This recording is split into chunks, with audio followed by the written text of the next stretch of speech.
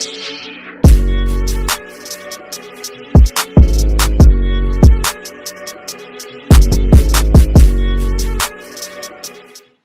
Gems, Tiff here, and I hope you've been enjoying this summit thus far.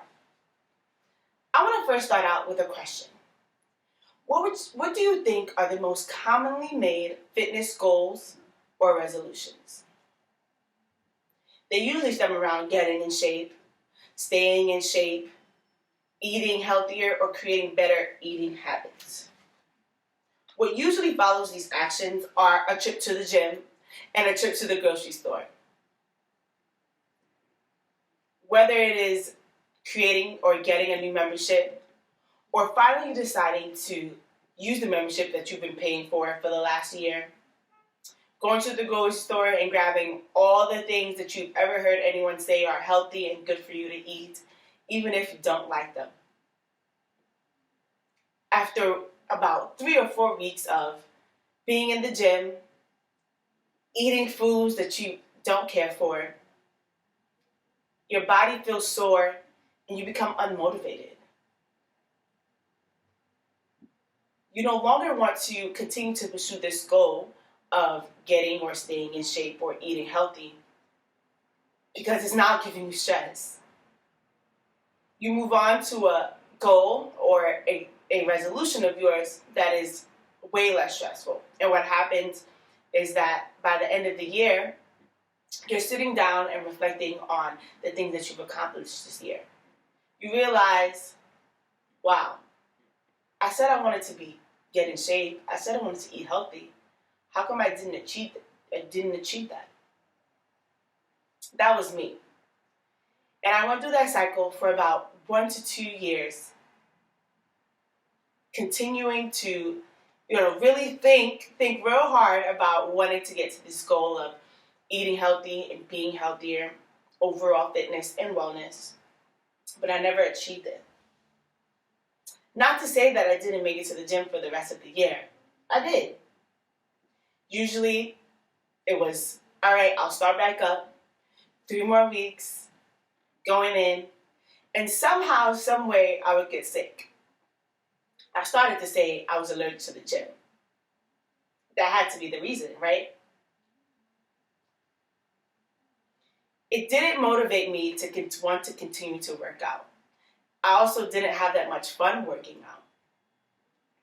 I did have an athletic background, played soccer in high school, and I was on the step team for my entire duration of my college academic career. Those were fun activities for me. I was always excited to go to practice, to be around other people. Going to the gym was just never something that I picked up or even built a regimen to do. So it was hard to even do that now.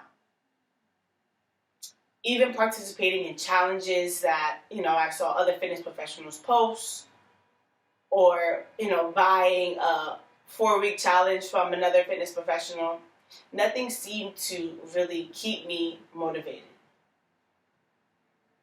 So I decided to sign up for a marathon. Wait, what? Yeah, a half marathon. Brooklyn Half in May 2018. Signed up at the beginning of the year. Not really sure what I was thinking, but I was persuaded to do so by a friend of mine. I knew that I could do it. It was just a matter of would I train enough to get it done and leave with all my limbs still intact. Training for the half marathon was one of the hardest things I did. Waking up in the wee hours of the morning, literally dragging myself out of bed to go for 3-mile runs, and as it progressed, it became 6-mile or 8-mile runs. Bruh. I would never imagine myself doing that. I used to post on social media to keep myself motivated, so I could feel like I was accomplishing something. There are a lot of people who supposed to kind of keep going. You got this. And so I did it. On May, I believe, 18th, 2018, I ran 13.1 miles. It was brutal. It was a very cold May day, almost freezing. I was shivering and barely could walk down the steps from Coney Island Pier to get to the train station. For 3 or 4 days after, my body was totaled, car wrecked. It was hard to walk, hard to do anything, really. I didn't see the gym again for probably the rest of that year. I was almost traumatized by running. But don't let this discourage you.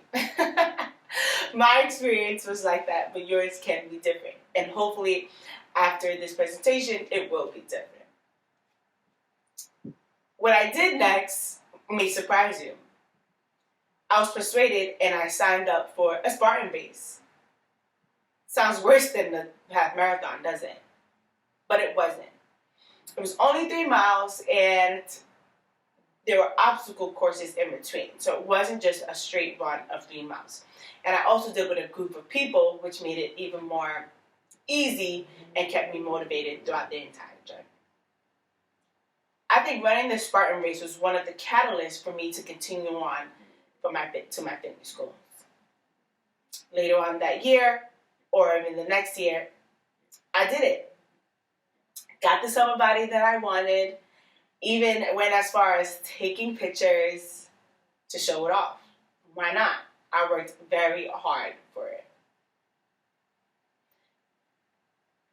But what happened after that? Nothing. Absolutely nothing. I worked about 6 months, got to these goals, trained for the Spartan race, continued to work out after the Spartan race because I was still motivated, still ready to go. At this point, I even signed up to be a personal trainer, a personal fitness coach. I studied for the certification exam, and even started a job at a well-known fitness franchise. I was doing it. But how did I get here? I think it was 3 concepts that got me to this point where now I am motivating and coaching and empowering people to not only get fit, but stay fit. As the idea is health and wellness for all generations. Generational wealth and generational health. Generational wellness. The first concept is self-awareness. I was aware that I was not getting to my goals doing any of the old habits and regimens that I was doing. It was not helping me to get to where I needed to be. It no longer motivated me just going to the gym, being on the treadmill. I didn't find joy in that. What do you find joy in? How do you best feel motivated to get up and move for 5-10 minutes a day, whether it's dancing, yoga, Pilates, jogging, whatever it is? Understand that if you want to get fit, if you want to be healthy, you have to do it in a way that best works and fits for you. The second concept was dedication. Having these goals, running the marathon, finishing a Spartan race with all my limbs intact, of course, I was dedicated to these goals. They pushed me to continue to keep going and keep moving, even when I really didn't want to. Are you dedicated? Are these goals really important to you? Are there milestones that you want to reach? Use those to help you to stay dedicated. The last concept is consistency. You can do everything I named, be aware, be dedicated. But remember, in my story, I fell short in the consistency in the beginning. I stopped every 3 weeks because, I felt that I was allergic to the gym and I would get sick. Consistency is important because that is how you'll see your progress. I started Stay Fit Studio realizing that Getting fit was just half the battle. Staying fit is where the real work came in. My aim is to empower men and women with the practical tools to be fit in both mind and body, not just for the summer, but for a lifetime. This is done through me being a fitness coach and coaching you and pushing you past your comfort zone. Because that is where you'll see the results. I will hold you accountable, all while you're sweating and having fun. I challenge you to do a few things. Sit, understand where you are in your fitness journey, where you are in your health journey, and what are things that you know you need to improve. Create a plan, whether it's finding 5 minutes a day in the morning to stretch, 5 minutes in the afternoon, and maybe another 20 minutes in the middle of the day to walk or run. And lastly, be consistent. If you do this for 3 weeks, you'll feel good for 3 weeks. But if you do this for the rest of your life, just imagine how your body will move and feel for the rest of your life. Just 30 minutes a day, 5 days a week, is all it really takes to begin to reach your fitness goals. You'll finally come to a conclusion that 30 minutes a day might not be enough for you. You'll be motivated and willing to do up to an hour of physical activity. Maybe not every day, but at least 3 times a week. What I'm going to walk you through now is a simple core exercise and a simple stretching sequence. I believe that a strong core helps you build a strong foundation in your body to be able to do all the exercises that you would like to do to improve upper body and lower body strength. And it helps with getting that summer body. I'm also a big proponent of stretching every single day. You notice that the older people get, the less agile they get, and they're not able to move quickly. Their joints kind of feel cracky and achy. That can be mitigated by stretching every day. First, let's go through a core sequence. So I'm going to show you 5 core exercises, 5 of mine, which are a little bit of my favorite. I like to incorporate them in different variations and progressions with my clients. The first are what I like to call tabletop crunches with a little weight. I advise that you do core exercises at least 3 times a week for at least 10 to 15 minutes. Pick some exercises that you've seen, Google, YouTube, and get them done. 3 sets for about 15 to 20 reps is all it takes. Take your time. If you have a water bottle or any kind of weight you can put on your ankle, and join me as we walk through these exercises.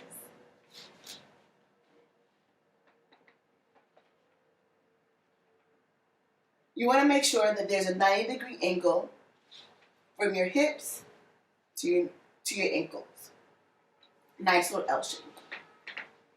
Your shoulders and chest, shoulders are back on the ground, and your feet will stay stationary through each rep.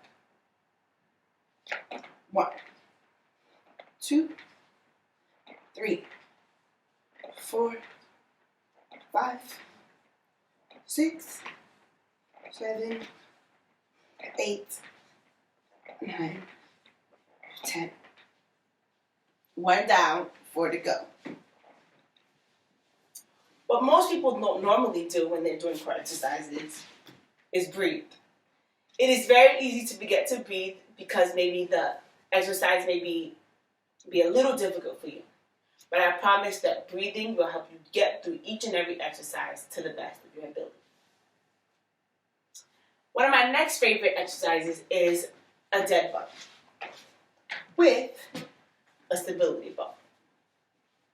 I like to use a stability ball because it helps me to have something to focus on while my abs are burning. If you don't have a stability ball, just the motion and the form will still work for you. You're lying flat on your back, legs up. Opposite hand and leg going down and up. 2 and 3 and 4 and 5 and 6 and 7. Woo! 8,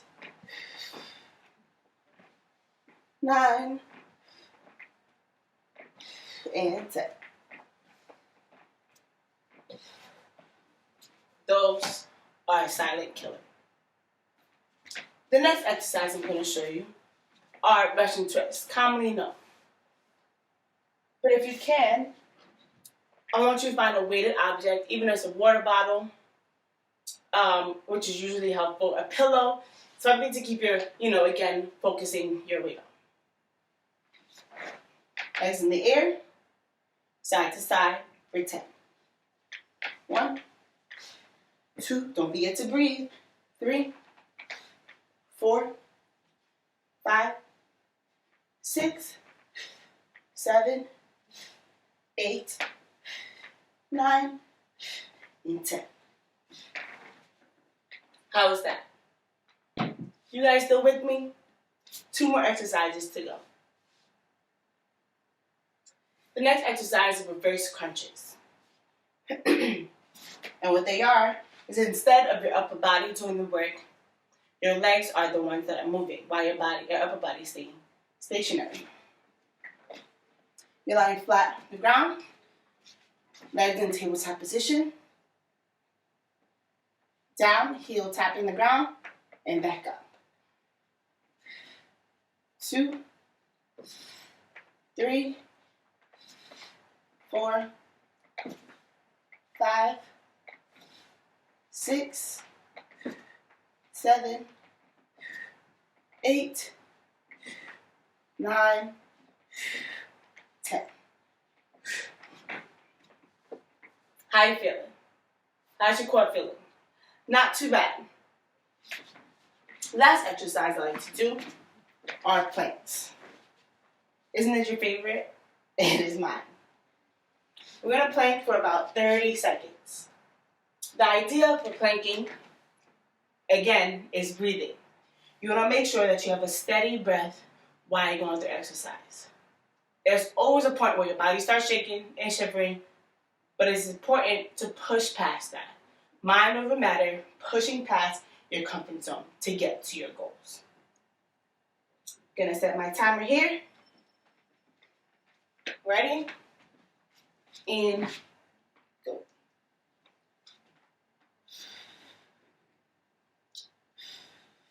Make sure your breathing is steady. Your back is as straight as possible. Your core is engaged. Got 13 more seconds here.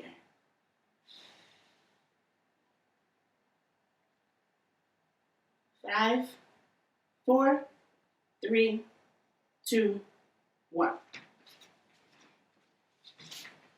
And that's it. 5 exercises. We only did 10 reps here, but taking the time, doing 3 sets of these, increasing your reps to about 15 to 20 is a great workout and a great way to make sure that you're moving. The last thing I'm going to show you is a cool down sequence, the stretching sequence. It is important and it is vital that you are stretching after every workout. Your muscles have just been working. They could be tight. You want to make sure that they're loose so that when you wake up the next day, you're not super sore and you can't walk or move or go along your daily activities.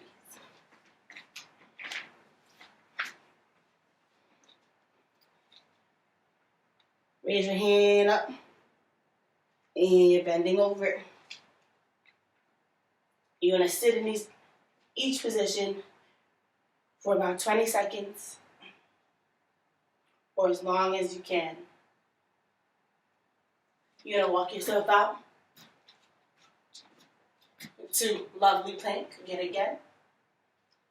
A little mini push-up here and down to a cobra. You're driving the palms of your hands into the mat and pushing your head to get to your butt. It won't get there, but you should at least try.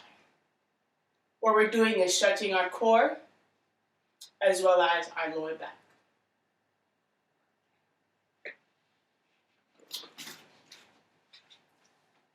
Next is a hip stretch. You're going to have your feet in a 90-degree angle, and you should feel the stretch in the opposite leg. Keeping your hips flexible is very important for sitting, all the sitting that you do throughout the daily basis, as well as to keeping and helping you build a strong core. Going back, we're stretching our hamstrings.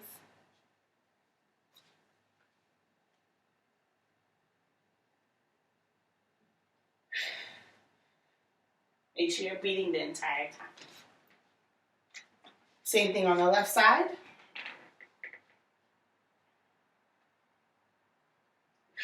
Take this time to breathe.